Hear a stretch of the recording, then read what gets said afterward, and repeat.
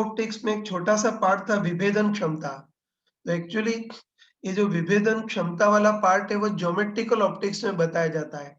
Geometrical optics में last में जो दूरदर्शी और माइक्रोस्कोप वाला पार्ट होता है उसमें बताया जाता है। ठीक, लेकिन ज्योमेट्रिकल ऑप्टिक्स का लास्ट वाला पार्ट हुआ नहीं है, तो इस वाले पार्ट को तुम वेव ऑप्टिक्स के अंदर ही नोट करना।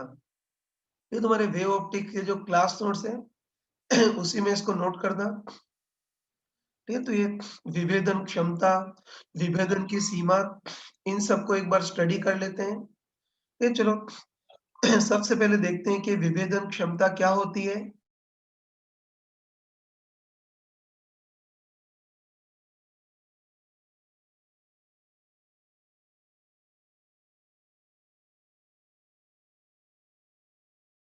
हाँ, ये सबसे पहले देखते हैं कि विभेदन क्षमता, ये इसको इंग्लिश में रिज़ॉल्यूशन पावर बोलते हैं। ठीक है, विभेदन क्षमता क्या होती है वो देखते हैं। तो देखो, किसी की लैंग्वेज अच्छी हो तो नाम से ही क्लियर है, है ना? किसी की लैंग्वेज अच्छी हो तो नाम से ही क्लियर है कि अ, किसी भी इंस्ट्रूमेंट का 2 पास-पास वाले बिंदुओं को विभेदित करने की जो क्षमता होती है या अलग-अलग पहचानने की जो क्षमता होती है उसको विभेदन क्षमता बोलते हैं। ठीक है ना? तो किसी की लैंग्वेज अच्छी हो तो नाम से ही क्लियर है कि किसी भी इंस्ट्रूमेंट की 2 पास-पास वाले बिंदुओं को विभेदित करने की या डिस्टिंग्विश करने की, मतलब अलग-अलग पहचानने की जो क्षमता होगी इसको विभेदन क्षमता बोलेंगे, ठीक है? जैसे कोई जैसे कोई इंस्ट्रूमेंट बहुत ही पास-पास वाली वस्तुओं को विभेदित कर पा रहा है ना? हम सोच सकते हैं कि कोई इंस्ट्रूमेंट बहुत पास-पास वाली वस्तुओं को विभेदित कर पा रहा है, मतलब ऑब्वियसली उसकी विभेदन क्षमता ज़्यादा होगी। फिर कोई वस्तु पास वाली तो नहीं लेकिन थोड़ी दूर वाली वस्तुओं को विभेदित कर पा रहा है तो विभेदन क्षमता थोड़ी-सी इसकी कम होगी, ठीक है? तो बस विभेदन क्षमता का मीनिंग पता चल गया होगा कि किसी भी इंस्ट्रूमेंट की पास-पास वाली वस्तुओं को विभेदित करने की, मतलब अलग-अलग पहचानने की जो क्षमता होती है उसको विभेदन क्षमता बोलते हैं। अगर कोई इंस्ट्रूमेंट बहुत ही पास-पास वाली वस्तुओं को भी विभेदित कर पा रहा है, मतलब समझ जाएँगे कि उसकी विभेदन क्षमता ज़्यादा है। और कोई वस्तु पास वाली नहीं, थोड़ी दूर वाली वस्तुओं को ही विभेदित कर पा रहा है तो उसकी विभेदन क्षमता कम होगी, ठीक है? तो ये विभेदन क्षमता है, रिज़ॉल्यूशन पावर का मीनिंग देख लिया, ठीक है? अब देखो, अब हमको एक तो आँखों की विभेदन क्षमता देखनी है, एक दूरदर्शी की मतलब टेलीस्कोप की विभेदन क्षमता देखनी है और एक सूक्ष्मदर्शी की विभेदन क्षमता देखनी है, ठीक है? तो देखो, इस वाले पार्ट को मैं डिटेल में नहीं पढ़ाऊँगा, वरना आज का पूरा लेक्चर इसी में ही चला जाएगा, ठीक है? तो ये पार्ट अपने जीए एडवांस के सिलेबस में नहीं है, ठीक है ना? इसलिए इस पार्ट को बहुत डिटेल में नहीं बताऊँगा, बस जितना अपने काम का उतना ही बताऊँगा, ठीक है? तो सबसे पहले हम इंसान के आँखों की विभेदन क्षमता देखते हैं, है ना? तो सबसे पहले हम आँखों की विभेदन क्षमता और आँखों की विभेदन सीमा देखते हैं, ठीक है?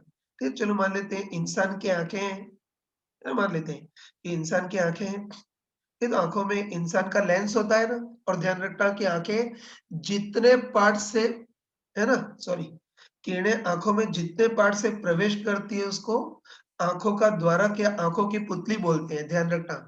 ये ना कि ये तुमने बायोलॉजी में पढ़ा होगा कि पुतली या पिपिल जो होता है वो आँखों का शटर होता है, ठीक है? ठीक है, तो मान लेते हैं इंसान की आँखें, ये इंसान का लेंस है और किरणें जितने भाग से आँखों में प्रवेश करती हैं उस भाग को आँखों का द्वारक बोल सकते हैं या इसको बायोलॉजी में आँखों की पुतली या पिपिल बोलते हैं, ठीक है?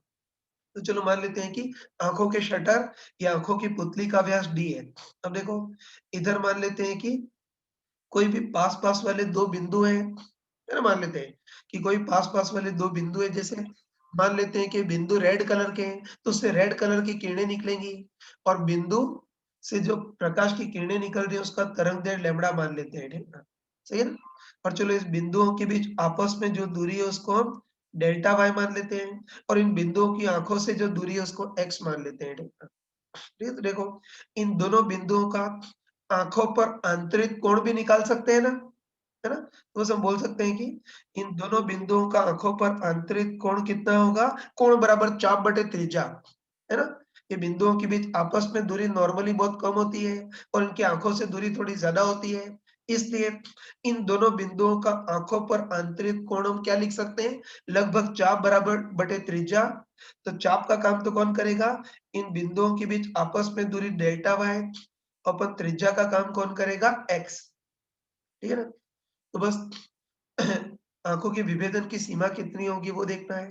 ये आंखें इन दोनों बिंदुओं को कब विभेदित कर पाएंगी वो देखना है। ठीक है, तो उसके लिए रेले का क्राइटेरिया होता है, लेकिन उसको मैं डिटेल में नहीं बताऊंगा, बस जितने अपने काम का उतना ही बताऊंगा। ठीक है, ठीक है, तो तुम थोड़ा सा रिजल्ट की फॉर्म में याद रखना, तुम अच्छे ध्यान रखना कि आंखें दो बिंदुओं को तभी विभेदित कर पाती हैं जब इन दोनों बिंदुओं का आंखों पर आंतरिक कोण 1.22 लैम्ब्डा बाय डी से ज्यादा हो। है ना, रेले के क्राइटेरिया से आता है, लेकिन वो डिटेल नहीं बता पाऊंगा, जस्ट अपने रिजल्ट ही बता रहा हूँ, वरना पूरी क्लास इसी में निकल जाएगी। ठीक है ना? तो डायरेक्ट इसको ध्यान रखना, है ना? तो आगे अच्छे ध्यान रखना कि आंखें दो बिंदुओं को तभी विभेदित कर पाएंगी जब इन दोनों बिंदुओं का आंखों पर आंतरिक कोण 1.22 लैम्ब्डा बाय डी से ज्यादा होगा, जिसमें डी तो आंखों के शटर या आंखों की पुतली का व्यास, और लैम्ब्डा ये बिंदु जो प्रकाश निकाल रहे हैं उस प्रकाश का तरंगदैर्घ्य। तो सबसे मेन लाइन ये ध्यान रखना कि आंखें दो बिंदुओं को तभी विभेदित कर पाएंगी जब इन दोनों बिंदुओं का आंखों पर आंतरिक कोण 1.22 लैम्ब्डा बाय डी से ज्यादा हो।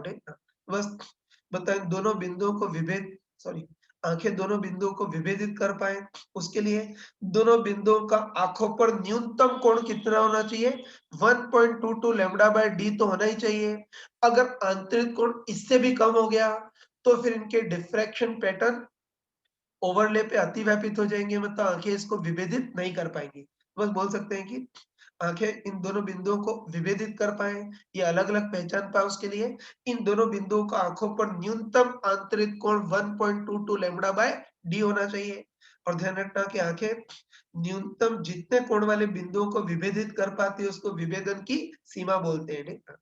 बस आंखें न्यूनतम इतने कोण को विभेदित कर पाएंगी ना, बस आंखें न्यूनतम जितने कोण, आंखें न्यूनतम जितने कोण वाली वस्तुओं को विभेदित कर पाएगी उसको विभेदन सीमा बोलते हैं। तो विभेदन की सीमा क्या हो गई? डेल्टा थीटा मिनिमम, तो 1.22 लैम्ब्डा बाय डी आ गया। और देखो अब इसमें अगली टर्म होती है विभेदन क्षमता, है ना? तो अच्छे ध्यान रखना कि जो विभेदन क्षमता होती है वो विभेदन सीमा की उल्टी होती है। तुम खुद बताओ कि जितने कम कोण वाली वस्तुओं को विभेदित कर पाए, विभेदन करने की क्षमता उतनी ही ज्यादा होगी। या तुम लॉजिकली समझ सकते हो क्या कि जितने कम कोण वाली वस्तुओं को विभेदित कर पाए, मतलब जितनी पास पास वाली वस्तुओं को विभेदित कर पाए, विभेदन करने की क्षमता उतनी ही ज्यादा होगी। बस इससे हम बोल सकते हैं कि विभेदन क्षमता जो होती है वो हमेशा विभेदन सीमा की उल्टी होती है। तो विभेदन की सीमा डेल्टा थीटा मिनिमम है, तो विभेदन क्षमता 1 बाय डेल्टा थीटा मिनिमम होगी। तो the delta theta minimum 1.22 lambda by D है, तो विभेदन क्षमता उसकी उल्टी हो जाएगी, मतलब डी ओपन 1.22 लैम्ब्डा हो जाएगी। ठीक है ना? तो बस हम बोल सकते हैं कि आंखों की विभेदन क्षमता विभेदन सीमा की उल्टी होती है, मतलब डी ओपन 1.22 लैम्ब्डा। इसमें लैम्ब्डा तो वो बिंदु जिस कलर के उस कलर का तरंग दैर्ध्य होता है ना? और डी क्या होगा? आंखों के शटर या आंखों की पुतली का व्यास होगा। तो इससे हम बोल सकते हैं कि जो विभेदन क्षमता है, इसको आंखों की पुतली का व्यास भी बोल सकते हैं या आंखों के लेंस का व्यास भी बोल सकते हैं, है ना? तो इससे हम क्लियरली बोल सकते हैं कि जो विभेदन क्षमता होती है वो डी के समानुपाती होती है, मतलब आंखों की पुतली के व्यास या आंखों के लेंस के व्यास के समानुपाती होती है, मतलब जिस इंसान की बड़ी-बड़ी आंखें हैं उसकी विभेदन क्षमता ज्यादा होगी। ठीक है? जैसे नाना पाटेकर की आंखें बहुत बड़ी-बड़ी हैं। ठीक है? तो जिसकी आंखें बड़ी-बड़ी होंगी, मतलब आंखों की पुतली का व्यास ज्यादा होगा, उसकी विभेदन क्षमता ज्यादा होगी। और चाइनीज लोगों की आंखें बहुत छोटी-छोटी होती हैं, तो उनकी आंखों की पुतली का व्यास कम होता है, तो उनकी विभेदन क्षमता भी कम होती है। ठीक है? तो ये ध्यान रखना। ठीक है? आगे बढ़ रहा हूँ मैं। ठीक है? तो आंखों के विभेदन क्षमता का कंसेप्ट पढ़ लिया, है ना? और ध्यान रखना कि इतनी बड़ी-बड़ी बातें बताई, लेकिन अपने क्वेश्चन में तो बस एक ही चीज काम में आएगी है ना? इतनी फालतू का कचरा याद रखने की ज़रूरत नहीं, बस हमको विभेदन क्षमता के नाम पे एक ही चीज़ ध्यान रखनी है कि बस आँखें 2 बिंदुओं को तभी विभेदित कर पाएँगी जब इन दोनों बिंदुओं का आँखों पर आंतरिक कोण 1.22 लैम्ब्डा बाय डी से ज़्यादा होना चाहिए, दैट्स ऑल। इस विभेदन क्षमता वाले टॉपिक में केवल इतना ही याद रखना है, बाकी चीज़ें तुम खुद कर लोगे, ठीक? अब चलो आगे बढ़ने के पहले इसका एक इम्पोर्टेंट क्वेश्चन लेते हैं। तो ये क्वेश्चन आई थिंक एनसीईआरटी की बुक में दे रखा है। मेडिकल में एम्स के पेपर में भी 1-2 बार पूछा गया था और 2015 के जेईई मेंस के भी पेपर में पूछा गया था, ठीक है? इम्पोर्टेंट है, तुम्हारे टाइम पे भी ये आ सकता है क्वेश्चन, ठीक है? तो क्वेश्चन की लैंग्वेज तो मैं बोल करके लिखवा दूँगा। अभी जस्ट क्वेश्चन को एक्सप्लेन ही कर रहा हूँ, ठीक है? है ना? ध्यान से देखना। तो देखो जैसे इस बार मान लेते हैं कि इंसान की आँखें, ये इंसान की आँखों का लेंस है और हमको पता है कि आँखों का जो शटर होता है उसको क्या बोलते हैं? आँखों की पुतली या प्यूपिल बोलते हैं ना? ये तो हमको दे रखा है कि इस बार कोई इंसान की आँखें हैं और हमको दे रखा है कि आँखों के पुतली या आँखों के प्यूपिल की त्रिज्या 0.25 सेंटीमीटर है। तो तुम समझते हो कि आँखों की पुतली की त्रिज्या 0.25 सेंटीमीटर है। तो आँखों की पुतली का व्यास उसका डबल होगा मतलब 0.5 सेंटीमीटर होगा, ठीक है? अब देखो अब देखो आँखों से कुछ दूरी पर, है ना? हमको दे रखा है कि आँखों से 25 सेंटीमीटर दूरी पर ग्रीन कलर की 2 छोटे-छोटे बिंदु हैं, हमको दे रखा है कि आँखों से 25 सेंटीमीटर की दूरी पर ग्रीन कलर के 2 बिंदु हैं। ऑब्वियस ये बिंदु ग्रीन कलर के मतलब ग्रीन कलर की किरणें निकालेंगे और ग्रीन कलर की जो किरणें उनका तरंग-दैर्ध्य हमको 500 नैनोमीटर दे रखा है, ठीक है? यानी इन बिंदुओं की आँखों से दूरी 25 सेंटीमीटर है, तो हमको पूछा है कि इन बिंदुओं की आपस में न्यूनतम दूरी कितनी हो, ताकि आँखें इनको विभेदित कर पाएँ। बताओ अगर दूरी बहुत ही कम हुई, तो आँखें इसको विभेदित कर ही नहीं पाएँगी, दोनों को अलग-अलग पहचान ही नहीं पाएँगी। तो बस हमको पूछा है फिर हमको पूछा है कि इन दोनों बिंदुओं के बीच आपस में दूरी कितनी हो ताकि आँखें इन दोनों बिंदुओं को विभेदित कर पाएँ वो देखना है, ठीक है? स्टार्ट करते हैं, ठीक है? ये तो वही आँखों की पुतली का व्यास दे रखा है ना? आँखों से 25 सेंटीमीटर दूरी पर 2 पास-पास बिंदु हैं, तो इनकी आपस में न्यूनतम दूरी कितनी हो ताकि आँखें इनको विभेदित कर पाएँ वो देखना है। तो चलो सबसे पहले देखते हैं कि इन दोनों बिंदुओं का आँखों पर आंतरिक कोण कितना होगा वो देख लेते हैं सबसे पहले, है ना? इन दोनों बिंदुओं का आँखों पर आंतरिक कोण कितना होगा वो देख लेते हैं। ये तो हमको अच्छे पता है कि इन दोनों बिंदुओं की आपस में दूरी बहुत कम है और इनकी आँखों से दूरी काफ़ी ज़्यादा है। इसलिए इन दोनों बिंदुओं का आँखों पर आंतरिक कोण को हम क्या लिख सकते हैं लगभग चाप बटे त्रिज्या। एक बार छोटे बच्चों टाइप से लिख देता हूँ, ठीक है? ये तो बोलने की ज़रूरत नहीं है कि बिंदुओं के बीच आपस में दूरी काफ़ी कम है, तो आंतरिक कोण भी काफ़ी कम होगा। तो ऐसे केस में इन दोनों बिंदुओं का आँखों पर आंतरिक कोण हम लगभग क्या लिख सकते हैं? चाप बटे त्रिज्या। तो चाप का काम तो कौन करेगा? इन दोनों बिंदुओं के बीच आपस में दूरी डेल्टा y, अपन त्रिज्या का काम कौन करेगा?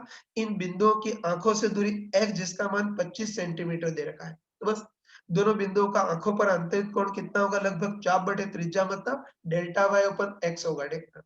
बस आँखें दोनों बिंदुओं को विभेदित कब कर पाएँगी वो देखना है। तो बस हमको बस एक ही चीज़ रटी हुई है ना, इस टॉपिक में हमको बस एक ही चीज़ रटी हुई है कि बताओ आँखें 2 बिंदुओं को तभी विभेदित कर पाएँगी, जब इन दोनों बिंदुओं का आँखों पर आंतरिक कोण 1.22 लैम्ब्डा बाय डी से ज़्यादा हो, दैट्स ऑल। इसके अलावा हमको कुछ भी याद नहीं है। ठीक है? तो हमको एक ही चीज़ पता है कि आँखें 2 बिंदुओं को तभी विभेदित कर पाएँगी जब इन दोनों बिंदुओं का आँखों पर आंतरिक कोण 1.22 लैम्ब्डा बाय डी से ज़्यादा होना चाहिए। बस अब तो मान रख दो। देखो दोनों बिंदुओं का आँखों पर आंतरिक कोण देखना है ना, तो वो तो हम निकाल चुके हैं। ये हमको पता है कि दोनों बिंदुओं का आँखों पर आंतरिक कोण कितना होगा? चाप बटे त्रिज्या। चाप का काम तो दोनों बिंदुओं की आपस में दूरी डेल्टा y अपन त्रिज्या का काम x जिसका मान 25 सेंटीमीटर है। ये greater than equal to 1.22 lambda by D से ज़्यादा होना चाहिए। चलो इन नमूनों को उधर ट्रांसफर करो। उधर ट्रांसफर करोगे तो delta y greater than equal to कितना आएगा? 1.22 लैम्ब्डा x बाय डी, बस मान रख देता हूँ। तो delta y greater than equal to 1.22 lambda है, तो लैम्ब्डा ये बिंदु जो प्रकाश निकाल रहे हैं उसका तरंग-दैर्ध्य तो बस ग्रीन कलर के बिंदु हैं, तो ग्रीन कलर का प्रकाश निकालेंगे जिसका तरंग-दैर्ध्य 500 नैनोमीटर, है ना? मतलब 10 की पावर -9 मीटर अपन डी, तो बता डी इन बिंदुओं की आंखों से दूरी ये 25 सेंटीमीटर दे रखी है, 25 इंटू 10 की पावर -2। इसको तुम सॉल्व कर लेना, ठीक है। ये इतना कैलकुलेट कर सकते हो या डायरेक्ट बता रहा हूँ कि इनको सॉल्व करोगे तो तुम्हारे पास delta Y greater than equal to 30 into 10 की पावर -6 मीटर। कैलकुलेशन तो कर लोगे ना। ये 1.22 को लगभग 1.2 लिख देना, इतना ज्यादा इससे प्रेम नहीं है, ठीक है। तो इसको सॉल्व करेंगे तो delta Y greater than equal to 30 into 10 की पावर -6 मीटर, या 10 की पावर -6 मीटर को माइक्रोमीटर बोल सकते हैं, मतलब delta Y greater than equal to 30 micrometre, है ना। बोल सकते हैं कि आंखें इन ग्रीन कलर के दोनों बिंदुओं को तभी विभेदित कर पाएंगी, फिर ये आंखें इनको विभेदित कर पाए उसके लिए इन दोनों बिंदुओं के बीच आपस में दूरी 30 माइक्रोमीटर से ज्यादा होनी चाहिए। मतलब आंखें इनको विभेदित कर पाए उसके लिए इन दोनों बिंदुओं के बीच न्यूनतम दूरी 30 माइक्रोमीटर होनी चाहिए। इससे कम दूरी हो गई तो आंखें इनको विभेदित नहीं कर पाएंगी। ये तो इजीली इन सबको कर सकते हो, ठीक है ना। तो ऐसे क्वेश्चन आगे तो कर सकते हो। ये क्वेश्चन को मैं लिखवा भी दूंगा, ठीक है। अभी मैं आगे बढ़ जाता हूँ, इस टॉपिक को कंप्लीट कर लेते हैं, ठीक है। इसका क्वेश्चन मैं लिखवा दूंगा। चलो अब आगे बढ़ जाते हैं। ये तो देखो, अभी तो हमने आंखों की विभेदन क्षमता देखी है ना, ध्यान से देखना कि अभी तो हमने आंखों की विभेदन क्षमता देखी। तो वैसे अब हम दूरदर्शी या किसी टेलीस्कोप की विभेदन क्षमता देखते हैं, ठीक है। भले ही टेलीस्कोप माइक्रोस्कोप पढ़ा नहीं है, लेकिन फिर भी थोड़ा सा समझने का और याद रखने का ट्राई करना। तो ये अभी हमने आंखों की विभेदन क्षमता देखी, तो वैसे ही अब हम दूरदर्शी या टेलीस्कोप की विभेदन क्षमता देखते हैं, ठीक है। तो ये तुम ज्योमेट्रिकल ऑप्टिक्स में पढ़ोगे, लास्ट का पार्ट शायद तुम्हारा नहीं हुआ था। ये तो ज्योमेट्रिकल ऑप्टिक्स में पढ़ोगे कि अगर बहुत दूर वाली वस्तुओं को देखना है, जैसे कि ग्रह, उपग्रह, तारे, उनको देखना है तो उसके लिए दूरदर्शी का यूज करते हैं।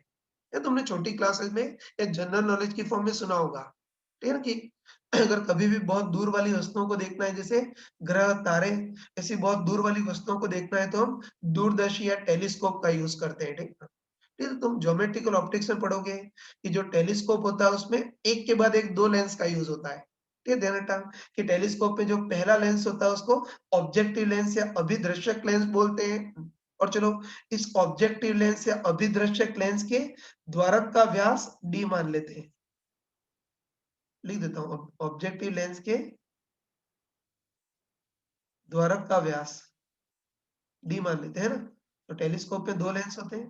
पहला लेंस होता है उसको ऑब्जेक्टिव लेंस या अभिदृश्यक लेंस बोलते हैं, और इस अभिदृश्यक लेंस के द्वारक का व्यास डी मान लेते हैं। और उसके बाद एक दूसरा लेंस एक और होता है जिसको अभिनेत्रक लेंस बोलते हैं। ठीक, लेकिन विभेदन में इस दूसरे लेंस का कोई यूज नहीं है। दूसरा लेंस तो बस इनको देखना सुविधाजनक बनाता है, ठीक है। बाकी जो भी विभेदन करता है वो पहला लेंस ऑब्जेक्टिव लेंस ही करता है, ठीक है। फिर चलो, इस बार मान लेते हैं कि दूरदर्शी की मदद से हम बहुत दूर वाले तारों को देख रहे हैं, है ना, ध्यान रखना कि कोई दूरदर्शी या टेलीस्कोप है और दूरदर्शी से हम बहुत दूर वाले तारों को देख रहे हैं, ठीक है। और चलो मान लेते हैं कि तारे जिस कलर का प्रकाश निकाल रहे हैं उस कलर का तरंगदैर्घ्य लैम्बडा मान लेते हैं, ठीक है। जैसे मान लेते हैं कि तारे रेड कलर का प्रकाश निकाल रहे हैं, ठीक, तारे जिस कलर का प्रकाश निकाल रहे हैं उसका तरंगदैर्घ्य लैम्बडा मान लेते हैं, ठीक है ना। और इन दोनों तारों का ऑब्जेक्टिव लेंस या अभिदृश्यक लेंस पर आंतरिक कोण डेल्टा थीटा मान लेते हैं। बस ये दूरदर्शी दो तारों को विभेदित कब कर पाएगा वो देखना है। बस यहाँ भी वही कंसेप्ट है ना, घबराना मत, ध्यान रखना। यहाँ भी वही कंसेप्ट, ये दूरदर्शी है ना, दूरदर्शी दो तारों को भी तभी विभेदित कर पाएगा जब इन दोनों तारों का दूरदर्शी या पृथ्वी पर आंतरिक कोण 1.22 लैम्बडा बाय डी से ज्यादा हो। ये तो ध्यान रखना कि नेत्र और दूरदर्शी में सेम टाइप का कंसेप्ट होता है।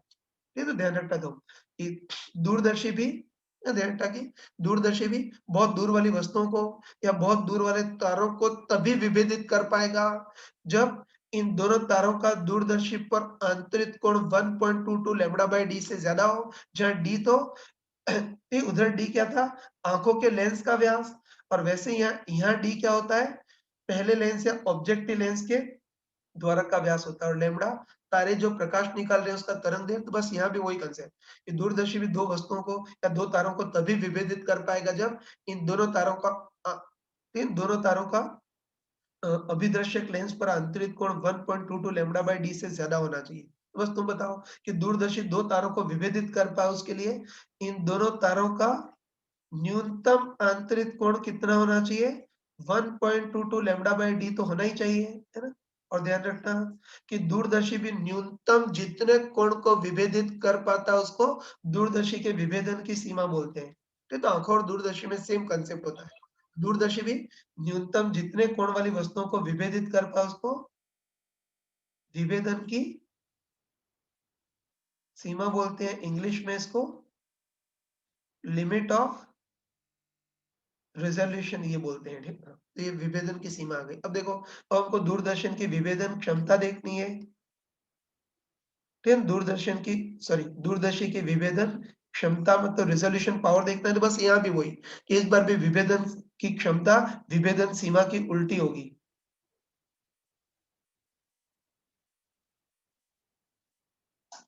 ये तो ध्यान रखना। यहाँ भी वही कि इस बार भी जो विभेदन क्षमता है वो विभेदन सीमा की उल्टी होगी। हम लॉजिकली बोल सकते हैं कि जितने कम कोण वाले तारों को विभेदित कर पाए विभेदन की क्षमता उतनी ही ज्यादा होगी। तो हम बोल सकते हैं कि आंखों के सिमिलर इस बार भी जो विभेदन क्षमता होगी वो विभेदन सीमा की उल्टी होगी, मतलब 1 बाय डेल्टा थीटा मिनिमम होगी। तो होता डेल्टा थीटा मिनिमम या विभेदन की सीमा 1.22 लैम्ब्डा बाय डी है, तो विभेदन की क्षमता उसकी उल्टी हो जाएगी डी ओपन 1.22 लैम्ब्डा। तो इससे हम साफ-साफ देख सकते हैं कि दूरदर्शी की विभेदन क्षमता डी के समानुपाती होती है। लिख देता हूं मैं,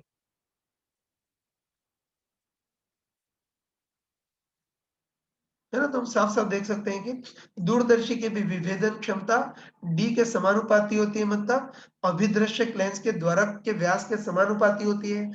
इसीलिए दूरदर्शी में द्वारक का व्यास ज्यादा रखते हैं, है ना? तुम ज्योमेट्रिकल ऑप्टिक्स में पढ़ोगे कि इसीलिए दूरदर्शी सॉरी इसीलिए ये दूरदर्शी में अभिदृश्यक लेंस या ऑब्जेक्टिव लेंस के द्वारक का व्यास ज्यादा रखते हैं, ठीक है ना?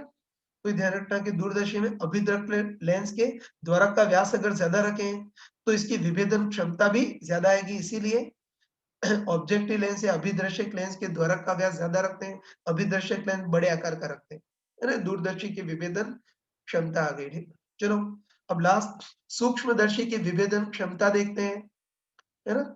इसको भी देख लेना, और इसका ही मैं डिटेल नहीं बता रहा हूँ, जितना अपने काम का उतना ही बता रहा हूँ, ठीक है? तो चलो सूक्ष्मदर्शी की विभेदन क्षमता देखते हैं। तो ये भी तुमने वैसे तो ज्योमेट्रिकल ऑप्टिक्स में पढ़ोगे, लेकिन तुमने छोटी क्लासेस में सुन रखा होगा कि अगर तारों जैसे बहुत दूर वाली वस्तुओं को देखना है तब तो दूरदर्शी का यूज करते हैं, और अगर पास वाली किसी बहुत छोटी सी वस्तुओं को देखना है जैसे कि प्याज की कोशिकाएं, बैक्टीरिया, वायरस, अगर इनको देखना है तो हम सूक्ष्मदर्शी का यूज करते हैं, ठीक ना? तो इतना तो तुमको पता होगा, इस ग्रह पे तुमने 17 साल निकाले तो इतना तो पता होगा, ठीक ना? कि अगर बहुत दूर वाली वस्तुओं को देखना है तो दूरदर्शी का यूज करते हैं, और अगर पास लेकिन बहुत सूक्ष्म या बहुत छोटी वस्तुओं को देखना है तो हम सूक्ष्मदर्शी का यूज करते हैं, ठीक ना? ये तो देखो, ये तुम ज्योमेट्रिकल ऑप्टिक्स में पढ़ोगे कि दूरदर्शी के सिमिलर सूक्ष्मदर्शी में भी दो लेंस यूज होते हैं। क्या ध्यान का कि दूरदर्शी के सिमिलर सूक्ष्मदर्शी में भी दो लेंस यूज होते हैं। जो पहला लेंस होता है उसको अभिदृश्यक लेंस बोलते हैं, ठीक है, ऑब्जेक्टिव लेंस बोलते हैं, और दूसरा होता है अभिनेत्रक लेंस। लेकिन यहाँ भी जो अभिदृश्यक लेंस है, जो ऑब्जेक्टिव लेंस है, वही विभेदित करता है। जो अभिनेत्रक लेंस है वो तो उसको देखना केवल सुविधाजनक बनाता है, ठीक है? बाकी विभेदित करने का काम तो इधर भी ऑब्जेक्टिव लेंस ही करता है और इधर भी ऑब्जेक्टिव लेंस ही करता है, ठीक है? तो चलो मान लेते हैं सूक्ष्मदर्शी है, जिसमें जो पहला लेंस होता है उसको ऑब्जेक्टिव लेंस या अभिदृश्यक लेंस बोलते हैं, ठीक है? अब चलो, इस सूक्ष्मदर्शी से हमको बहुत पास-पास वाली 2 वस्तुओं को देखना है। तो इस सूक्ष्मदर्शी से हमको सूक्ष्मदर्शी से हमको प्याज की 2 कोशिकाओं को देखना है, ठीक ना? है ना? मान लेते हैं कि सूक्ष्मदर्शी से हमको प्याज की 2 कोशिकाओं को देखना है या 2 अ, बैक्टीरियाज़ को देखना है, ठीक ना? ठीक, चलो मान लेते हैं कि इन बैक्टीरियाज़ के बीच आपस में दूरी डेल्टा वाई है ना? मान लेते हैं इन बैक्टीरियाज़ के बीच आपस में दूरी डेल्टा वाई है। उसके बाद ये जीवाणु जिस कलर के उस कलर का तरंगदैर्घ्य चलो लैम्ब्डा मान लेते हैं, और देखो इस बार लिख देता हूँ ऑब्जेक्टिव लेंस था। फिर इस बार मान लेते हैं कि इन वस्तुओं का ऑब्जेक्टिव लेंस पर आंतरिक सेमीकोन एंगल, इसको नॉर्मली बीटा बोलते हैं, है ना? ये ध्यान रखना कि इस बार मान लेते हैं सूक्ष्मदर्शी है, पहला लेंस अभी दृश्यक लेंस है, ऑब्जेक्टिव लेंस है, ठीक है? तो उससे हम बहुत छोटी तो इससे हम बहुत सूक्ष्म वस्तुओं को देख रहे हैं, जैसे 2 बैक्टीरिया को देख रहे हैं, तो दोनों के बीच आपस में दूरी डेल्टा वाई, बैक्टीरिया जो प्रकाश निकाल रहे हैं उसका तरंगदैर्घ्य लैम्ब्डा मान लेते हैं। और इस बार ये जो बैक्टीरियाज़ हैं, जो वस्तुएँ हैं, वो ऑब्जेक्टिव लेंस पर जो अर्धशंकु कोण अंतरित कर रही है उसको बीटा बोलते हैं, ठीक ना? ये ध्यान रखना, ये जो ऑब्जेक्टिव लेंस से और ये वस्तु है, ठीक ना? तो बताओ ये वाला जो कोण होता है उसको तो कोन एंगल बोलते हैं और ये वाला जो कोण होता है उसको सेमी कोन एंगल या अर्ध शीर्ष कोण बोलते हैं, ठीक ना? बस है ना, इनकी दूरी आपस में डेल्टा वाई, तरंगदैर्घ्य लैम्ब्डा और इन इन वस्तुओं द्वारा सॉरी इन वस्तुओं का ऑब्जेक्टिव लेंस पर अंतरित अर्ध शीर्ष कोण को बीटा बोल देते हैं, ठीक ना? तो बस सूक्ष्मदर्शी 2 बिंदुओं को विभेदित कब कर पाएगा वो देखना है, ठीक ना? ठीक, तो इसमें पूरा डिटेल नहीं बता रहा हूँ, जस्ट रिजल्ट ही बता रहा हूँ। ठीक, तुम अच्छे ध्यान रखना कि सूक्ष्मदर्शी 2 वस्तुओं को तभी विभेदित कर पाता है जब इन दोनों वस्तुओं के बीच आपस में दूरी क्या हो रहा है तो ध्यान रखना कि सूक्ष्मदर्शी भी 2 वस्तुओं को तभी विभेदित कर पाता है जब इन दोनों वस्तुओं के बीच आपस में दूरी 1.22 लैम्ब्डा अपन 2 sin थीटा से ज्यादा हो।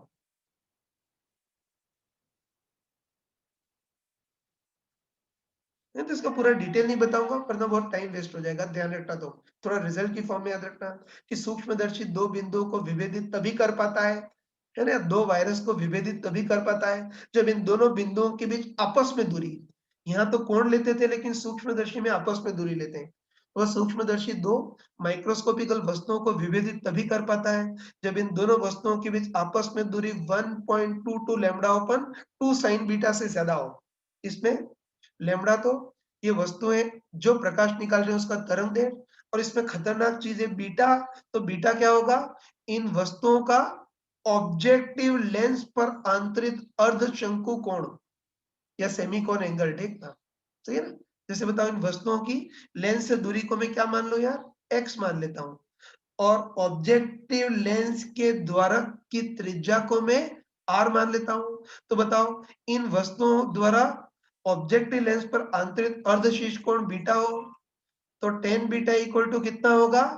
लंब बटे आधार मतलब r बाय x हो जाएगा, उससे sin बीटा भी निकाल सकते हो। ठीक है, तो ध्यान रखना कि सूक्ष्मदर्शी 2 पास वाली वस्तुओं को तभी विभेदित कर पाता है जब इन पास वाली वस्तुओं का की आपस में दूरी 1.22 लैम्ब्डा अपन 2 sin बीटा से ज्यादा हो, है ना? ये देख लिया, ठीक है। बस हम कह सकते हैं कि सूक्ष्मदर्शी 2 बिंदुओं को विभेदित कर पाओ उसके लिए दोनों बिंदुओं की भी आपस में न्यूनतम दूरी कितनी होनी चाहिए?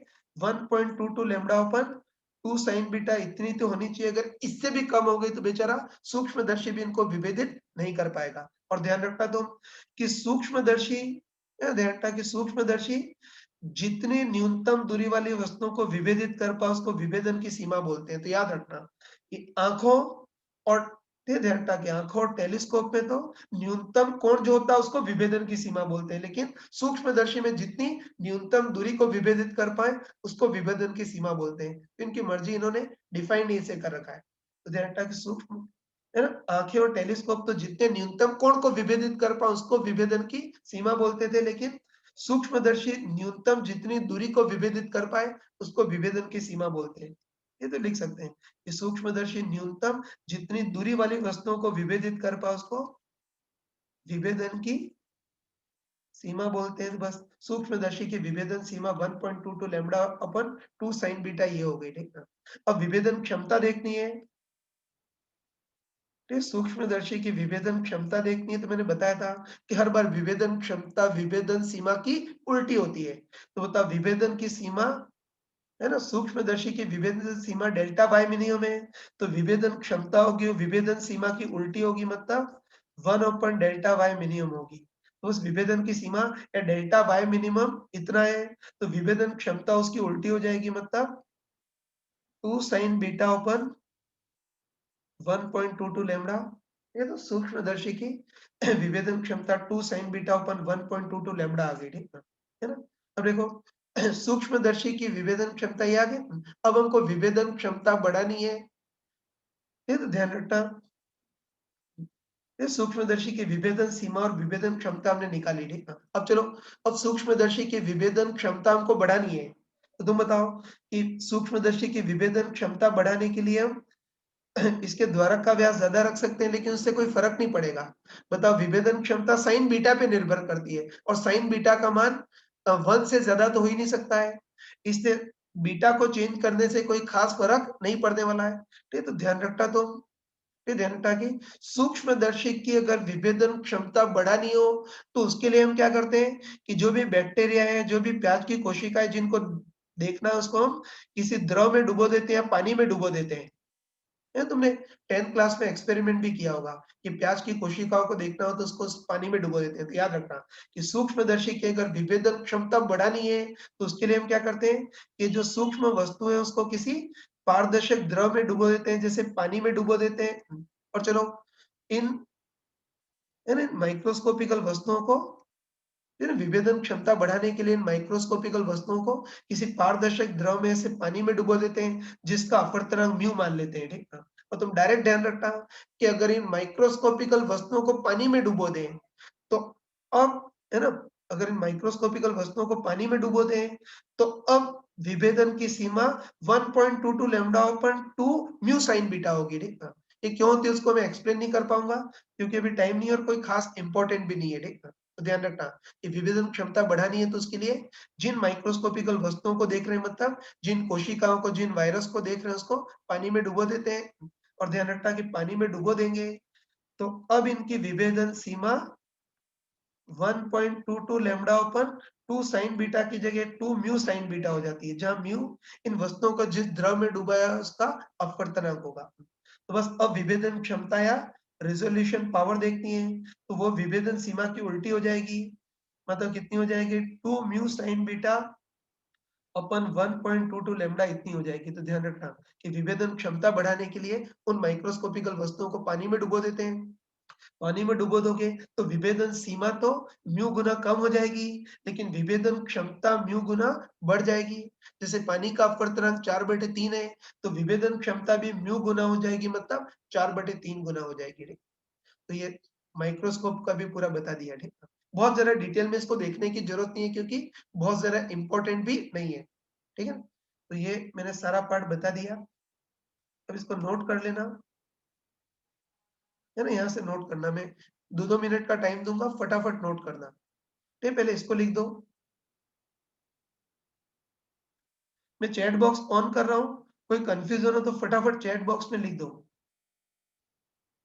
ये जो बताया उसमें कोई कंफ्यूजन है क्या, प्लीज चैट बॉक्स में रिप्लाई करो।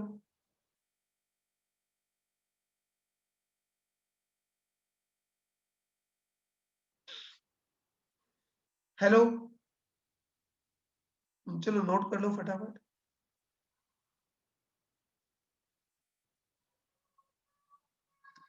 पीडीएफ तो भेजूंगा ही, लेकिन अभी नोट करो।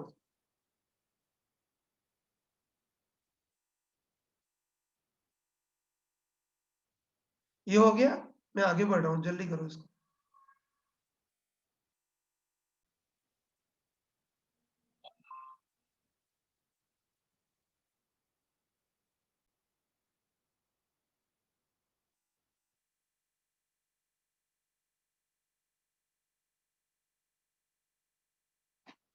जल्दी इसको नोट करो, 2 मिनट में आगे बढ़ जाऊंगा मैं।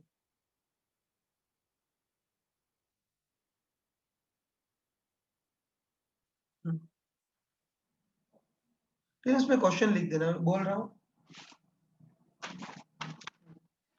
फिर इसमें लिखना मानव के आंखों की पुतली,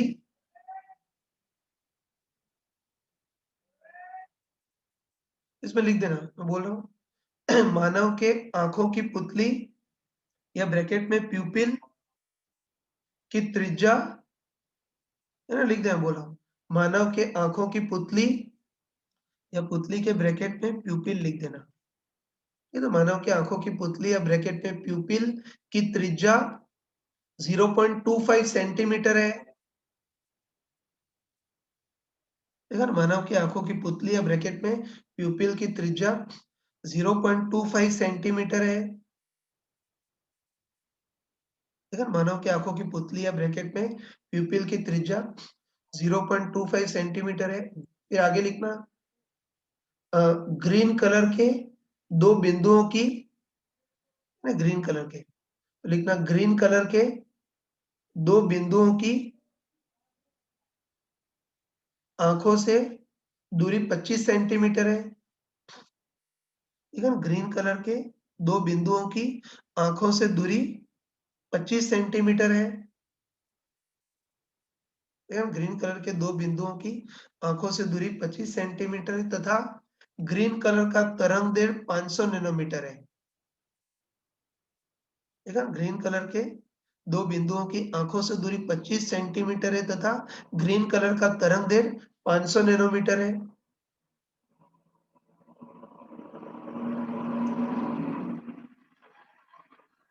तो आगे लिख देना, इन दोनों बिंदुओं की आपस में न्यूनतम दूरी कितनी हो। ठीक है, इन दोनों बिंदुओं की आपस में न्यूनतम दूरी कितनी हो ताकि आंखें इन्हें विभेदित कर पाए। ठीक है, दोनों बिंदुओं की आपस में न्यूनतम दूरी कितनी हो ताकि आंखें इनको विभेदित कर पाए। ठीक है, पूरा सॉल्यूशन लिख देना। क्वेश्चन लिख दिया ना कोई की इंसान को आंखों की सॉरी इंसान के आंखों की पुतली की त्रिज्या 0.25 सेंटीमीटर है। ये लिखना कि ग्रीन कलर के दो बिंदुओं की आंखों से दूरी 25 सेंटीमीटर है तथा ग्रीन कलर का तरंग दैर्घ्य 500 नैनोमीटर है। बस इन बिंदुओं की आपस में न्यूनतम दूरी कितनी हो ताकि आंखें इनको विभेदित कर पाए। तो सॉल्यूशन लिख देना।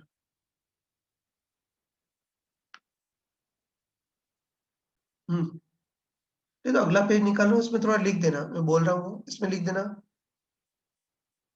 इसमें लिख देना कि दूरदर्शी भी दो वस्तुओं को तभी विभेदित कर सकता है। लिख देना कि दूरदर्शी भी दो बिंदुओं को तभी विभेदित कर सकता है। पीडीएफ भेज दूंगा, कितनी बार बोलूंगा। देखो, इसमें लिख देना कि दूरदर्शी भी दो वस्तुओं को तभी विभेदित कर सकता है।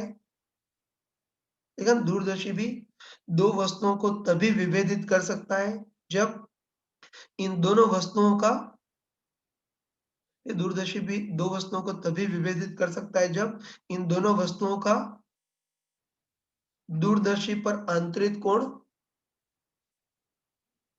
फिर दूरदर्शी भी दो वस्तुओं को तभी विभेदित कर सकता है जब इन दोनों वस्तुओं का दूरदर्शी पर आंतरिक कोण, ये लिख देना, delta theta greater than equal to 1.22 lambda by D.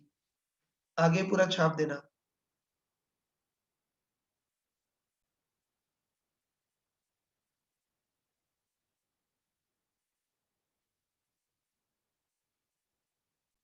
फिर पेज चेंज कर रहा हूं तो सूक्ष्मदर्शी के बारे में भी लिख देना। इसमें पहले बोल रहा हूं वो लिख देना। इसमें इसमें मेन लाइन लिख देना, इसमें लिखना सूक्ष्मदर्शी, इसमें लिख देना, बोल रहा हूँ इसमें लिखना सूक्ष्मदर्शी दो सूक्ष्म वस्तुओं को तभी विभेदित कर पाता है।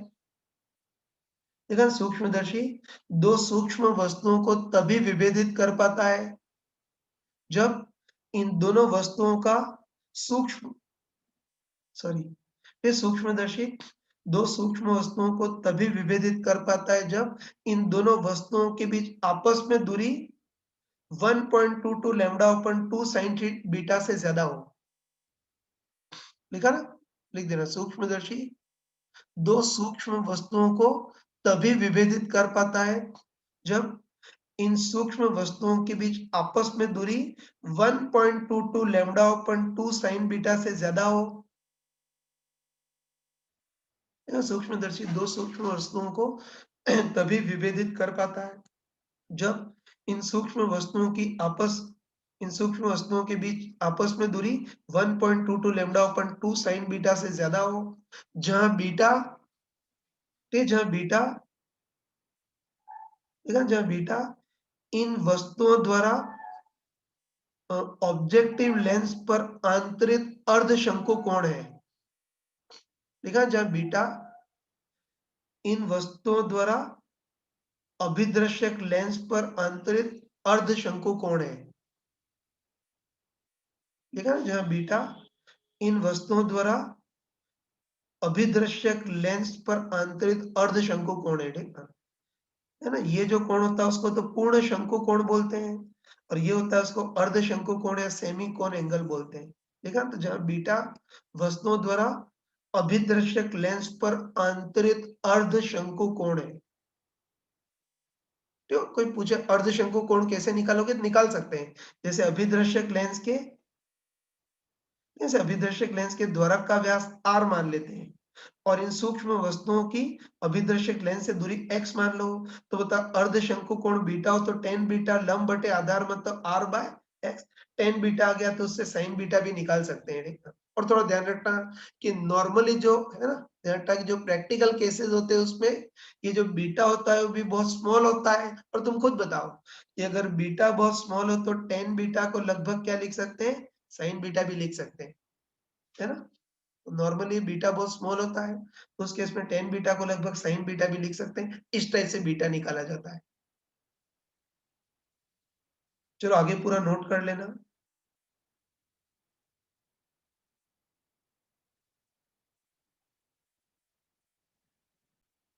नोट कर लिया ना। देखो ये वाला जो पार्ट बताया उसको भी थोड़ा सा लिख देना, इसको भी फटाफट लिख देना। इसमें लिखना सूक्ष्मदर्शी की विभेदन क्षमता बढ़ाने के लिए, है ना, बोला लिख देना। इसमें लिखना सूक्ष्मदर्शी की विभेदन क्षमता बढ़ाने के लिए, लिखा ना, सूक्ष्मदर्शी की विभेदन क्षमता बढ़ाने के लिए जिस माइक्रोस्कोपिकल वस्तु को देखना है उसको हम पानी में डुबो देते हैं। ठीक है ना, सूक्ष्मदर्शी की विभेदन क्षमता बढ़ाने के लिए जिस सूक्ष्म वस्तु को देखना है उसको हम पानी में डुबो देते हैं जिसका अपवर्तनांक म्यू है। ठीक है ना, सूक्ष्मदर्शी की विभेदन क्षमता बढ़ाने के लिए जिस सूक्ष्म वस्तु को देखना है उसे पानी में डुबो देते हैं जिसका अपवर्तनांक म्यू है। ठीक है, जिस सूक्ष्म वस्तु को देखना है उसे पानी में डुबो देते हैं जिसका अपवर्तनांक म्यू है। और फिर आगे लिखना कि यदि उस वस्तु को किसी पारदर्शक द्रव में डुबो दे तो विभेदन की सीमा तो 1/μ गुना हो जाएगी और विभेदन क्षमता म्यू गुना हो जाएगी अर्थात बढ़ जाएगी। देखा ना, होगी विभेद। देखा, सूक्ष्मदर्शी की विभेदन क्षमता बढ़ाने के लिए जिस सूक्ष्म वस्तु को देखना है उसको हम पानी में डुबो देते हैं जिसका अपवर्तनांक म्यू है। फिर लिखना है इसमें यदि वस्तु को पारदर्शक द्रव में डुबो दे तो, पानी की जगह पारदर्शक द्रव, तो यदि वस्तु को पारदर्शक द्रव में डुबो दे तो विभेदन सीमा तो 1/μ गुना हो जाएगी तथा विभेदन क्षमता म्यू गुना हो जाएगी अर्थात बढ़ जाएगी। देखा ना, यदि उस वस्तु को पारदर्शक द्रव में डुबो दें तो विभेदन सीमा 1/μ गुना हो जाएगी तथा विभेदन क्षमता म्यू गुना हो जाएगी अर्थात बढ़ जाएगी। तो इसको नोट करो फटाफट, 1 मिनट में मैं आगे बढ़ जाऊंगा। हाँ, फिर एक माइक्रोस्कोप की विभेदन क्षमता का भी एक फटाफट क्वेश्चन ले लेता हूँ ताकि इसमें भी डर खत्म हो। एक बार फटाफट देख लेना, ठीक है। देखो इस बार मान लेते हैं कि दो रक्त की कोशिकाएं हैं, ध्यान रखना, इस बार दो रक्त की कोशिकाएं मतलब ब्लड सेल्स हैं जो बहुत ही पास हैं। तो अब देखो इन दोनों ब्लड सेल को हमको माइक्रोस्कोप से देखना है मतलब विभेदित करना है, ठीक है। तो उसके लिए हम क्या करते हैं कि इन दोनों ब्लड की कोशिकाओं को, है ना, उसके लिए हम दोनों रक्त की कोशिकाओं को इस ऑब्जेक्टिव लेंस मतलब अभिदर्शक लेंस से 25 सेंटीमीटर दूरी पर रखते हैं, ठीक है। उसके बाद हमको दे रखा है कि माइक्रोस्कोप का जो अभिदर्शक लेंस है उसके द्वारक का व्यास 5 सेंटीमीटर ये दे रखा है। फिर उसके बाद ये भी दे रखा है कि ब्लड सेल मतलब रक्त की कोशिकाएं नॉर्मली लाल कलर की होती हैं, तो उससे जो प्रकाश निकलेगा उसका तरंग ऑब्वियसली 700 नैनोमीटर होगा। और हमको विभेदन क्षमता बढ़ानी है तो उसके लिए क्या किया है कि रक्त की कोशिकाओं को पानी से किसी द्रव में डुबो दिया है जिसका अपवर्तनांक 4/3 है ना। बस हमको देखना है कि रक्त की जो कोशिकाएं हैं उनके बीच, ठीक है, उनके बीच न्यूनतम दूरी कितनी हो ताकि ये माइक्रोस्कोप इनको विभेदित कर पाए वो देखना है। बस बिल्कुल हम डरते नहीं है या ज्यादा उलझने की भी जरूरत नहीं है, ठीक है। हमको बस एक ही चीज पता है कि बताओ सूक्ष्मदर्शी हमको एक ही चीज पता है, ये सूक्ष्मदर्शी इन दोनों बिंदुओं को विभेदित तभी कर पाएगा जब इन दोनों बिंदुओं के बीच आपस में दूरी 1.22 लैम्डा अपन 2 साइन बीटा से ज्यादा हो। मैंने बताया था कि सूक्ष्मदर्शी भी इनको विभेदित तभी कर पाएगा जब इन दोनों बिंदुओं की आपस में दूरी 1.22 लैम्डा अपन 2 साइन बीटा से ज्यादा हो, लेकिन हमने इन सूक्ष्म वस्तुओं को पानी में डुबो दिया है और पानी में डुबो देंगे तो विभेदन क्षमता म्यू गुना हो जाएगी, तो विभेदन की सीमा 1 बाय म्यू गुना हो जाएगी, मतलब नीचे म्यू भी आ जाएगा। ठीक है, इसका डिटेल एक्सप्लेनेशन नहीं दिया लेकिन बताया था कि अगर पानी में डुबो दें तो विभेदन क्षमता बढ़ जाती है, म्यू गुना हो जाती है, तो विभेदन सीमा घट जाएगी, मतलब 1 बाय म्यू गुना हो जाएगी। तो अब आपस में दूरी 1.22 लैम्डा अपन 2 साइन बीटा की जगह 2 म्यू साइन बीटा से ज्यादा होनी चाहिए। बाकी सब तो निकाल लेंगे बच्चे, इस साइन बीटा से डरते हैं। तो मैंने बताया था कि बीटा क्या होता है, इन सूक्ष्म वस्तुओं द्वारा, सॉरी, बीटा क्या होता है इन सूक्ष्म वस्तुओं द्वारा इस ऑब्जेक्टिव लेंस पर अंतरित सेमीकोन एंगल। ठीक ना, ये तो बताया था कि बीटा क्या होता है, इस अभिदृश्य लेंस का इन बिंदुओं पर अंतरित सेमीकोन एंगल, वो निकाल सकते हो ना? ये तुम बताओ कि ये जो ऑब्जेक्टिव लेंस है या जो अभिदर्शक लेंस है उसके द्वारक का व्यास 5 सेंटीमीटर है, तो द्वारक की त्रिज्या कितनी होगी 2.5 सेंटीमीटर, और इन बिंदुओं की अभिदर्शक लेंस से दूरी कितनी है 25 सेंटीमीटर, तो वो साइन बीटा निकाल सकते हैं ना? चलो पहले टेन बीटा निकालते हैं। तुम बताओ कि इस अभिदृश्य लेंस का इन बिंदुओं पर अंतरित सेमीकोन एंगल अगर बीटा हो तो टेन बीटा कितना होगा, लंब बटे आधार। तो लंब तो कितना है 2.5 सेंटीमीटर, अपन आधार कितना है 25 सेंटीमीटर, तो बताओ टेन बीटा कितना हो गया, बताओ ये टेन बीटा कितना हो गया, कितना हो गया 0.1 इतना हो गया। ठीक है, अब तुम बताओ कि टेन बीटा बहुत ही स्मॉल है, 0.1 बहुत स्मॉल है, तो टेन बीटा बहुत स्मॉल है, इसलिए टेन बीटा को हम लगभग क्या लिख सकते हैं, साइन बीटा। वैसे तुम गधोटाई से निकाल भी सकते हो ट्रिग्नोमेट्री से, लेकिन हमको पता है इस बार टेन बीटा बहुत स्मॉल है, और टेन बीटा बहुत स्मॉल है तो टेन बीटा को लगभग साइन बीटा भी लिख सकते हैं। ठीक है, अगर ये 0.1 से भी ज्यादा होता, 0.2 0.3 ऐसा होता, तो फिर टेन बीटा को साइन बीटा नहीं लिख सकते थे, तब तुमको ट्रिग्नोमेट्री से करना होता, लेकिन अभी टेन बीटा 0.1 है, तो टेन बीटा 0.1 है, उससे भी स्मॉल हो तो टेन बीटा को लगभग साइन बीटा लिख सकते हैं बस। अब हम कर सकते हैं ना, तो हम बोल सकते हैं कि सूक्ष्मदर्शी इन दोनों वस्तुओं को विभेदित तभी कर पाएगा जब इनके बीच आपस में दूरी 1.22 लैम्डा अपन 2 साइन बीटा से ज्यादा हो। तो 1.22 लैम्डा प्लस लैम्डा, तो इनसे निकालने वाले प्रकाश का तरंग दैर्ध्य 700 नैनोमीटर में, तो 10 की पावर -9 अपन 2 म्यू इस पानी का अपवर्तनांक 4/3 इंटू साइन बीटा का मान लगभग टेन बीटा के बराबर होगा, मतलब 0.1। इसको सॉल्व कर लेना, ठीक है। ठीक है, तो इसमें लिख देना क्वेश्चन, क्वेश्चन लिख देना इसमें। मैं एक ही बार बोलूंगा, ढंग से सुनकर लिखना। इसमें लिखना किसी सूक्ष्मदर्शी के अभिदृश्यक लेंस के द्वारक का व्यास 5 सेंटीमीटर है। लिख देना किसी सूक्ष्मदर्शी के अभिदृश्यक लेंस के द्वारक का व्यास 5 सेंटीमीटर है, तथा इससे 25 सेंटीमीटर दूरी पर रेड कलर की दो माइक्रोस्कोपिकल वस्तुएं रखी है। ठीक है ना, तो ये सूक्ष्मदर्शी के अभिदृश्यक लेंस के द्वारक का व्यास 5 सेंटीमीटर है, तथा इससे 25 सेंटीमीटर दूरी पर रेड कलर की दो माइक्रोस्कोपिकल वस्तुएं रखी है। ठीक, इससे 25 सेंटीमीटर दूरी पर रेड कलर की दो माइक्रोस्कोपिकल वस्तुएं रखी हैं। तो फिर लिखना, यदि रेड प्रकाश का तरंगदैर्घ्य 700 नैनोमीटर हो, यदि रेड कलर का तरंगदैर्घ्य 700 नैनोमीटर हो, तथा तथा वस्तुओं को जिस द्रव में डुबाया उसका अपवर्तनांक 4/3 हो। ठीक है ना, यदि रेड तरंग, यदि रेड प्रकाश का तरंगदैर्घ्य 700 नैनोमीटर तथा वस्तुओं को जिस द्रव में डुबाया है उसका अपवर्तनांक 4/3 हो, तो तो वस्तुओं के बीच आपस में न्यूनतम दूरी कितनी हो, ये तो वस्तुओं के बीच आपस में न्यूनतम दूरी कितनी हो, ताकि ये वस्तुओं के बीच आपस में न्यूनतम दूरी कितनी हो ताकि सूक्ष्मदर्शी इन्हें विभेदित कर पाए। ठीक है ना? वस्तुओं के बीच आपस में न्यूनतम दूरी कितनी हो ताकि सूक्ष्मदर्शी इनको विभेदित कर पाए। चलो सॉल्यूशन नोट करना।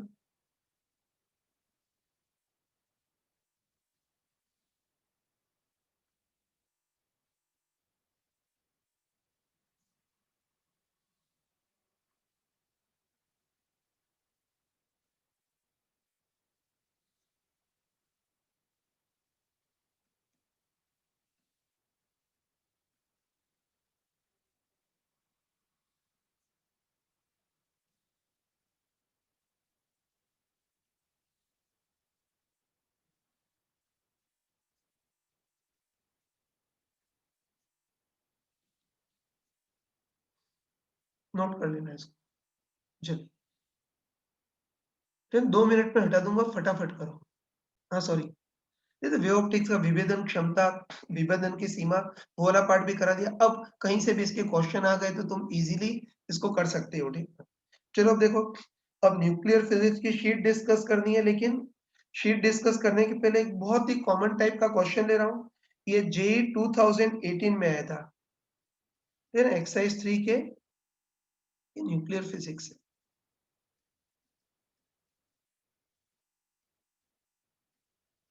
ये न्यूक्लियर फिजिक्स की शीट में एक्सरसाइज 3 पार्ट फर्स्ट का क्वेश्चन नंबर 28, जो जेईई एडवांस 2018 में पूछा गया है और बहुत कॉमन क्वेश्चन है, लेकिन हमसे मिस्टेक हो गई।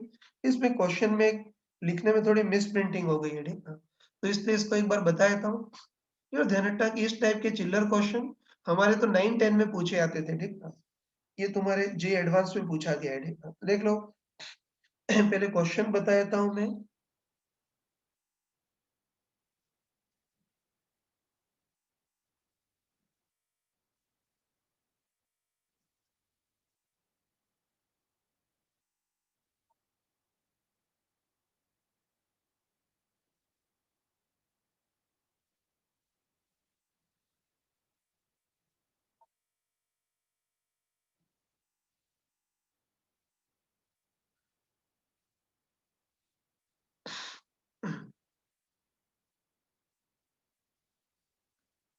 हाँ। वो सब बताऊंगा, अभी इसको देख लेना ध्यान से, ठीक? तो ये न्यूक्लियर फिजिक्स में जेईई 2018 में जो क्वेश्चन है उसको देख लेना। देखो, पहले क्वेश्चन में बता देता हूँ। तो इस बार हमको दे रखा है कि रेडियो एक्टिव थ्योरियम का नाभिक है। सॉरी, ये हमको दे रखा है कि रेडियो एक्टिव थ्योरियम का नाभिक है, जिसका परमाणु क्रमांक मतलब आवेश संख्या 90 और द्रव्यमान संख्या 232 है। अब ये रेडियो एक्टिव विघटित होता है। ये तो ध्यान रखना कि एक्चुअली इसके तो रेडियो एक्टिव रिएक्शन की पूरी सीरीज होती है। है ना? ध्यान रखना, थ्योरियम की तो रेडियो एक्टिव रिएक्शन की पूरी सीरीज होती है, मतलब थ्योरियम किसी दूसरे रेडियो एक्टिव एक्स में कन्वर्ट होता है, एक्स फिर दूसरे रेडियो एक्टिव वाई में कन्वर्ट होता है, वाई जेड में कन्वर्ट होता है, जेड किसी के एल, इस टाइप से ध्यान रखना कि थ्योरियम लगातार विघटित होता ही जाता है और अंत में स्थायी नाभिक लेड में कन्वर्ट हो रहा है, ठीक है? ये तो ध्यान रखना कि थ्योरियम के रेडियो एक्टिव रिएक्शन की एक नहीं पूरी चेन होती है, मतलब थ्योरियम पहले किसी एक नाभिक में कन्वर्ट होता है ना? थ्योरियम अल्फा पार्टिकल निकाल करके किसी एक नाभिक में कन्वर्ट होता है, एक नाभिक दूसरे नाभिक में, दूसरा नाभिक तीसरे में, तीसरा चौथे में, चौथा पांचवा में, और लास्ट में लेड का स्थायी नाभिक बनता है, ठीक है? बस हमको थ्योरियम की हमको थ्योरियम के नाभिक के विघटन की रिएक्शन दे रखी है। तो उसमें हमको दे रखा है कि रेडियो एक्टिव थ्योरियम का नाभिक है, जिसका परमाणु क्रमांक मतलब आवेश संख्या 90 और द्रव्यमान संख्या 232 है, ठीक है? ये लगातार, है ना, अलग-अलग, ये लगातार विघटित होता है और विघटित होकर के अंत में स्थायी लेड में कन्वर्ट होता है, जिसकी आवेश संख्या 82 है और द्रव्यमान संख्या 212 इतनी है, ठीक है? और साथ में बहुत सारे अल्फा पार्टिकल निकालता है और बहुत सारे बीटा पार्टिकल निकालता है। ये तो क्वेश्चन में कंफ्यूजन नहीं होगा। ये रेडियो एक्टिव थ्योरियम का नाभिक है, ये बार-बार विघटित होता है और अंत में स्थायी लेड में कन्वर्ट होता है और साथ में बहुत सारे अल्फा पार्टिकल और बहुत सारे बीटा पार्टिकल निकाल रहा है। तो बस हमको देखना है कि थ्योरम अगर लेड में कन्वर्ट हो तो कुल कितने अल्फा पार्टिकल निकालेगा और कुल कितने बीटा पार्टिकल निकालेगा वो देखना है। ये तो ऐसे क्वेश्चन को करने की स्किल होती है। तो चलो मान लेते हैं कि थ्योरम स्थायी लेड में कन्वर्ट हो रहा है और इस दौरान मान लेते हैं कि N1 तो अल्फा पार्टिकल निकाल रहा है और N2 बीटा पार्टिकल निकाल रहा है? तो ऐसे करते हैं। ये तो मान लेते हैं कि थ्योरम अल्टीमेटली लेड में कन्वर्ट हो रहा है और साथ में N1 तो अल्फा पार्टिकल निकाल रहा है और N2 बीटा पार्टिकल निकाल रहा है। तो बस अल्फा पार्टिकल और बीटा पार्टिकल की संख्या मतलब N1 और N2 कितना होगा वो देखना है। बस तुम स्मार्टली बताओ। सॉरी, तो स्मार्टली बताओ कि इस बार N1 N2 दो वेरिएबल है तो हमको दो समीकरण चाहिएंगी। और ध्यान रखना कि ऐसे केस में दो समीकरण सेट होती हैं। एक तो आवेश संरक्षण और दूसरा द्रव्यमान संरक्षण। ये तो हमको अच्छे पता है कि हर नाभिक की अभिक्रिया में आवेश तो संरक्षित रहता है, आवेश को तो भगवान भी कम नहीं कर सकता है, ठीक ना? तो ध्यान रखना कि हर नाभिक की अभिक्रिया में आवेश संरक्षित रहता है मतलब क्रिया कारक का आवेश और क्रियाफल का आवेश बराबर होगा। तो एक समीकरण तो आवेश संरक्षण की आएगी और दूसरी समीकरण द्रव्यमान संरक्षित की आएगी। ये तो हमको पता है ना? तो वैसे तो हमको पता है कि नाभिक की अभिक्रिया में द्रव्यमान में थोड़ा-सा लॉस होता है। ना हमको पता है कि नाभिक की अभिक्रिया में द्रव्यमान में थोड़ा-सा लॉस होता है, लेकिन ये भी पता है कि द्रव्यमान में लॉस बहुत ही कम होता है मतलब 0.01 एटॉमिक मास यूनिट इस टाइप से होता है। ये तो ध्यान रखना कि नाभिक की अभिक्रिया के दौरान द्रव्यमान में लॉस होता तो है, लेकिन द्रव्यमान में लॉस बहुत ही कम होता है। फिर द्रव्यमान में लॉस बहुत ही कम होता है मतलब पूर्णांक के अनुसार देखें तब तो द्रव्यमान भी संरक्षित रहेगा। ठीक है, तो ध्यान रखना तुम कि नाभिक की अभिक्रिया में द्रव्यमान में लॉस होता तो है लेकिन बहुत ही कम होता है। 0.01 एटॉमिक मास यूनिट ऐसा होता है। मतलब अगर पूर्णांक के अनुसार देखें तब तो द्रव्यमान भी संरक्षित रहेगा, ठीक ना? बस याद रखना कि ऐसे क्वेश्चन में दो समीकरण चाहिए तो दो समीकरण बिल्कुल सेट हैं। एक तो आवेश संरक्षण की समीकरण और एक द्रव्यमान संरक्षण की समीकरण। द्रव्यमान भी पूर्णांक में देखें तो संरक्षित ही रहेगा, ठीक ना? तो चलो पहली समीकरण तो हम आवेश संरक्षण की लगा देते हैं। है ना? तो हम बोल सकते हैं कि आवेश में तो कोई लॉस हो ही नहीं सकता। मतलब क्रिया कारक का जितना आवेश होगा क्रियाफल का भी आवेश उतना ही होगा। तो चलो पहले क्रिया कारक का आवेश। तो तुम बताओ कि क्रिया कारक में थ्योरम है, ठीक है? और इसमें इसका परमाणु क्रमांक 90 है मतलब क्रिया कारक का आवेश वैसे तो 90 ई होगा। तुम बताओ कि एक प्रोटॉन का आवेश प्लस ई, तो ऐसे 90 प्रोटॉन है तो 90 इंटू प्लस ई, लेकिन ई बार-बार लिखना बेवकूफी है, इसलिए मैं 90 लिख रहा हूँ, ई अंडरस्टूड होना चाहिए, ठीक है? ये तो आवेश संरक्षण लगाएंगे तो बताओ क्रिया कारक का तो आवेश कितना है प्लस 90, वैसे ई आएगा लेकिन उसको लिखते नहीं, वो सब जगह आएगा इससे कैंसिल हो जाएगा। तो क्रिया कारक का तो आवेश कितना होगा प्लस 90 बराबर क्रियाफल का आवेश। तो क्रियाफल में एक तो लेड का नाभिक है, उसकी आवेश संख्या 82 है। उसके बाद N1 अल्फा पार्टिकल निकल रहे हैं। तो बताओ अल्फा पार्टिकल हीलियम के नाभिक होते हैं ना, तो बताओ एक अल्फा पार्टिकल की आवेश संख्या 2, तो ऐसे N1 अल्फा पार्टिकल निकल रहे हैं। तो बताओ इनका आवेश कितना होगा 2 इंटू N1, ठीक है? और अब बीटा पार्टिकल तो हमको पता है कि बीटा पार्टिकल इलेक्ट्रॉन होते हैं जिनकी आवेश संख्या -1 होती है। एक बीटा पार्टिकल की आवेश संख्या -1, तो ऐसे N2 बीटा पार्टिकल निकल रहे हैं इसलिए आवेश -1 इंटू N2 ये हो जाएगा, ठीक है? समझते हैं कि सबके साथ ई का गुणा आएगा लेकिन सबके साथ आएगा कैंसिल हो जाएगा, इसलिए पेन किंग वेस्ट नहीं करेंगे। बस पहली समीकरण आवेश संरक्षण, तो क्रिया कारक का आवेश बराबर क्रियाफल का आवेश। तो क्रिया कारक की तो आवेश संख्या प्लस 90 बराबर क्रियाफल की आवेश संख्या एक तो प्लस 82। उसके बाद N1 अल्फा पार्टिकल निकल रहे हैं तो उनकी आवेश संख्या प्लस 2 इंटू N1 और N2 बीटा पार्टिकल निकल रहे हैं तो इनकी आवेश संख्या -2 इंटू N2। तो ये पहली समीकरण ये बन गई। कितना आ गया यार 2N1 minus N2 equal to 8। पहली समीकरण ये हो गई। और दूसरी समीकरण कहाँ से आएगी द्रव्यमान संरक्षण। तो हमको अच्छे पता है कि वैसे तो नाभिक की अभिक्रिया में द्रव्यमान में लॉस होता है लेकिन पता है कि द्रव्यमान में लॉस बहुत ही कम होता है 0.01 एटॉमिक मास यूनिट बहुत ही कम होता है, ठीक ना? इसलिए अगर पूर्णांक के अनुसार देखें तब तो द्रव्यमान संरक्षित दिखेगा। तो दूसरी समीकरण पूर्णांक में द्रव्यमान संरक्षण लगाएंगे। तो बस बताओ क्रिया कारक का द्रव्यमान कितना है 232, ठीक है? वैसे एटॉमिक मास यूनिट लेकिन इसको नहीं लिखते हैं, ठीक है? तो क्रिया कारक का द्रव्यमान तो 232 और क्रियाफल का द्रव्यमान पूर्णांक में कितना होगा? एक तो लेड का नाभिक है उसका तो 212 होगा। उसके बाद एक अल्फा पार्टिकल है, एक हीलियम के नाभिक का द्रव्यमान 4, तो ऐसे-ऐसे N1 हीलियम के अल्फा पार्टिकल निकल रहे हैं, तो उनका द्रव्यमान 4 into N1। और बीटा पार्टिकल तो हमको पता है कि बीटा पार्टिकल तो इलेक्ट्रॉन होते हैं जिनकी द्रव्यमान संख्या 0 होती है। मतलब इलेक्ट्रॉन की द्रव्यमान संख्या पूर्णांक में 0 होगी, तो N2 बीटा पार्टिकल है उसकी भी द्रव्यमान संख्या 0 ही होगी। सही है ना? तो बस इसको सॉल्व करेंगे तो इससे तुम्हारे पास N1 आ जाएगा। कितना आएगा यार? 4N1 इक्वल टू ये 20, तो N1 इक्वल टू कितना हो गया 5 और N1 का मान यहाँ रखोगे तो N2 भी आ जाएगा। कितना आएगा यार? 2N1 मतलब 10 माइनस N2 इक्वल टू 8, तो इससे N2 इक्वल टू 2 आ गया। मतलब इस अभिक्रिया में N1 इक्वल 5 मतलब 5 अल्फा पार्टिकल निकलेंगे और N2 इक्वल 2 मतलब 2 बीटा पार्टिकल निकलेंगे। ठीक है, ध्यान रखना कि ये क्वेश्चन बहुत ही कॉमन होते हैं।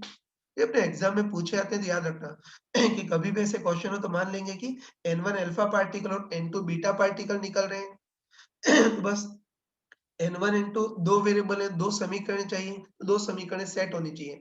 पहली समीकरण तो आवेश संरक्षण की और दूसरी समीकरण पूर्णांक में द्रव्यमान संरक्षण की। हाँ, क्योंकि लॉस बहुत कम होता है, पूर्णांक में द्रव्यमान में लॉस नहीं दिखता है। तो इन दोनों को सॉल्व करेंगे तो आंसर आ जाएगा। ठीक है, चलो इसको नोट कर लेना। ये क्वेश्चन में लिख देना।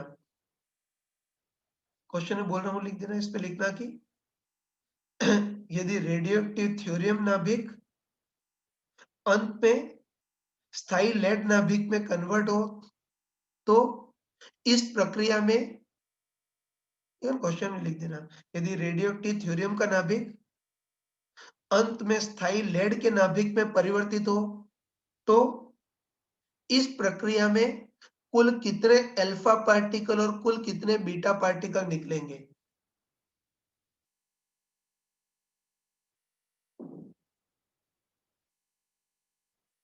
देखा ना, रेडियोएक्टिव थ्योरियम का नाभिक अंत में स्थायी लेड नाभिक में परिवर्तित हो तो पूरी प्रक्रिया में कुल कितने अल्फा पार्टिकल और कुल कितने बीटा पार्टिकल निकलेंगे। नोट कर लेना।